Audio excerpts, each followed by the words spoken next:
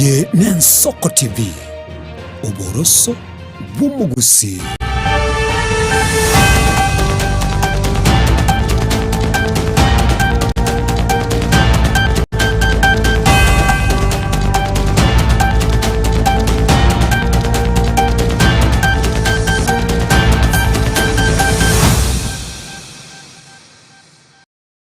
Mwancho mwegelia ne maragoba yetu matano ritko ya gatano limo umuti nyenyega ugatano onali wasumuti nyogatano mwaka 2025 nomo na senchiri ya bene okwaligania semese temangana maya y'Ensoko TV maragoba bonega kukorende asenchira ere yo bwengi hayari mutwe ngati ya ninkorege maragoba obonega unabotambiri tena nkuru kwa Daniel omwaga.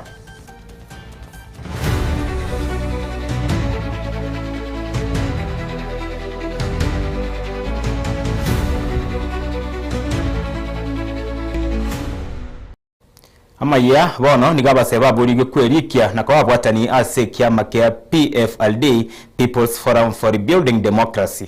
Aya nigo hago chama gaga yabasa abona bega bwatani be kiama kyo gia PFLD kwerikia kiama kyo ase kyo mekeria gatendete byama imeyense haiga imimuchi Nairobi ase bono batebuna na kyo kiama gyoka kego chakorenta mochirilia na boigo borai anene imeyense oborai bote bukana kobobu ya asti county chonse mangene ne 5 nebere. PFRD in full is a People's Forum for Rebuilding Democracy, and as the name suggests, what we are doing, we are rebuilding the democracy of Kenya. And this democracy we are rebuilding with the youths, because the youths, we have been told that our time is tomorrow, but I'm realizing that our time is today.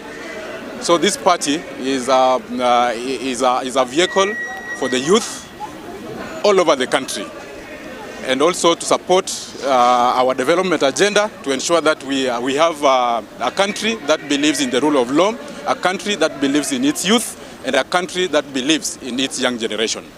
PFRD has offices in all the 47 counties, and each county and each office is ready to serve every individual who goes there, so that we can be able to reach every person on the ground and ensure that we build our party to the national level, to the international level, and also to ensure that we are promoting decision making in our country and across boards.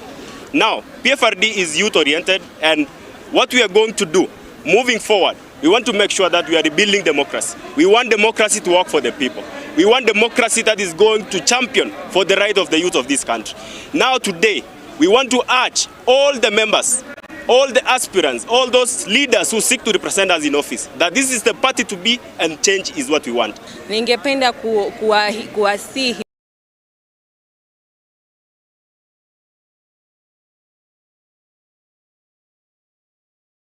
na toska mutubono mwancho muriya nigo homokonyi hibo murayibwense Professor Abraham Kidure Kindiki abagandi abo busabe serikali ko bakorera abakenya emereme miya nabo igo hiremekiranu okwana kurwase bikaro bya gatatu bya kiro mwaka bya Regulatory Authority and Agency Conference. Kindiki nigo bono abagandi abo busa abo kwene kebuna ebikoro byabo amo nigo bire bya maskani na nigo bakorega siasa birengo bigormono bunenchira ya moyo bikirani bokoreri uchi asaba Kenya bokoreri korengana nere bugento koba borubia.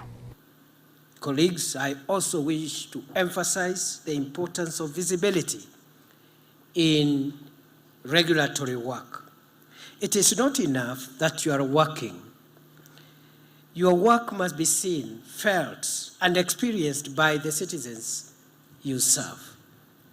Government action must be clear, consistent, and visible in the public space, reflecting the seriousness and discipline with which we execute our mandate. We cannot allow the narrative to be shaped by the naysayers when real and meaningful work is being undertaken across our institutions. I therefore urge you to ensure that your actions are clear and visible, that your impact is felt on the ground. I urge us to shift from the conservative, philosophical approach to regulation to a more responsive and citizen-centric stance in recognition of the impact of our actions and decisions on public trust. Let us commit to delivering regulation that is firm, fair, visible, and impactful. The Constitution provides guidance on the obligations of the public service. of which the regulators are part. Under Article 232, the public service generally is required to be responsive, accountable, transparent, and efficient. And this must be demonstrated through the actions of regulators who set norms, establish and enforce standards, and ensure order in the functioning of the economy and society.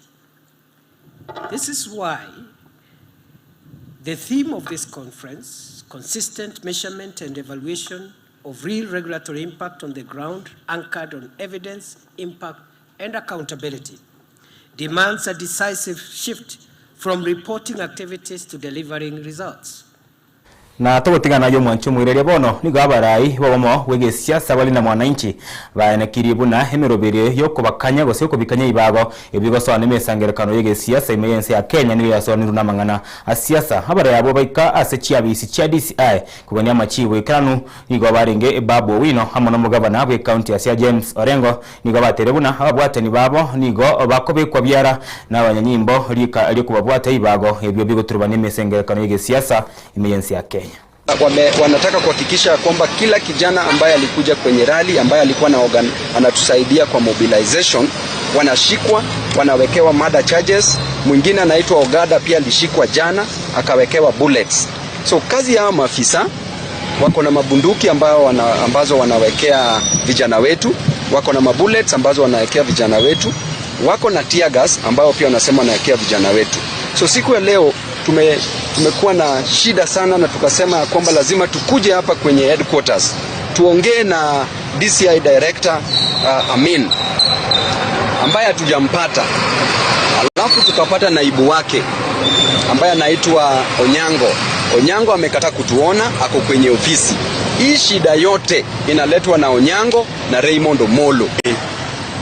When you have part of the directorate in Kisumu at the regional level and at the county level, where you send officers from Nairobi to arrest people in Kisumu without the knowledge of the officers in Kisumu. This is undermining the authority of the officers that you have on the ground. Secondly, it would appear that the police are being used to interfere with Linda Mwananchi and to interfere with those who support Linda Mwananchi. Na togosika mutubono mwancho mwerere ni gomora igwense ya Kenya Dr. William Samoei Ruto amaganire mutenene wekiombe gia United Nations Residence Coordinator omuske Gary Connell hasenyombene eyobora ya State House aiga himi mucho Nairobi. Ruto nigane kiribuna Connell oywe ukabere mu Prime Minister bwense ya Haiti nigara cheko batrana hanense ya Kenya erukani mu roberi yo bwense gose mu roberi yo bottom hapo bunenchere ya moyo Kenya magendero wochia asaba Kenya. Gary, how are you? So nice to see you. Welcome to Nairobi again. Thank you so much. Thank you very much. Thank you. For making the time. Yeah. This is my Hello, how are you? Thank you very much. Hello, how are you? Very good. Hello, how are you? Very good. Thank you for your own personal leadership. You know, I've been coming to Nairobi for years on leadership, climate, and energy, and peace. It's about a month now. Yes. And so, I do want to share with you hand in hand. So the next few months of the government's priorities. So it's a real transition year for us. And it's a testimony to, of course, the incredible things. You and Kenya driving sustainable. Okay. Thank you very much. Thank you so much. Thank you.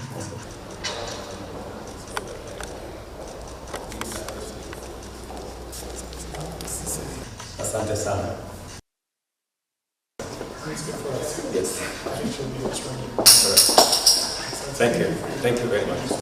Na togosika mutu mwancho mwirere bono ama tukama kaya maega yechibura buru chintindi kwene kibwa hegati y'abaremi betugo yechingami ama nabali beimeri ao heyo ererete abantu 15 osiri amagimabo himeye county ya Kitui nigo bono homokonyi ibo murayibwense kidure kindiki esokene gokwanera hegakorekyo okwana kurwa Chinsa mechio kindiki nigayene kiribuna bari abayirete egekoro ekyo ngocha abaregose bakorekana nigo barache kwirirwe egetambukero egetindikeri chiko ase chinga kyekyo mokanyo murebwe enso yo ane kiribuna niga serikali yabekire mirobire saine erikwene botereru ase Chinsa mechio. We know recently there was a small but quite consequential security issue here when we lost some people in this county, I think just slightly over a week ago, and we are taking that incident extremely seriously as government. And I think it's a good place for me when I'm in Kitui to say that what happened recently in this county is a serious infraction on our stability as a nation. We are taking every effort to make sure that those who are responsible for the death of quite a number of Kenyans, we take action. But more importantly, we want to make sure that we don't have incidents like this reoccurring, because they push us backwards. After we've taken some steps forward, this kind of happenings push us backwards. And therefore, on behalf of the government of Kenya and on behalf of our security managers, I want to give the assurance to the people of Kitui that we will return normalcy and sustain normalcy. It is barbaric for citizens to kill one another for whatever reason, for people just to wake up and take weapons and go and use those weapons on their own fellow countrymen and women. It is barbaric. It pushes us backwards. And therefore we are taking that very seriously, and already some progress has been made in terms of accountability, but we will not be satisfied until finally we get rid of ourselves. We get rid of this kind of problems from our midst.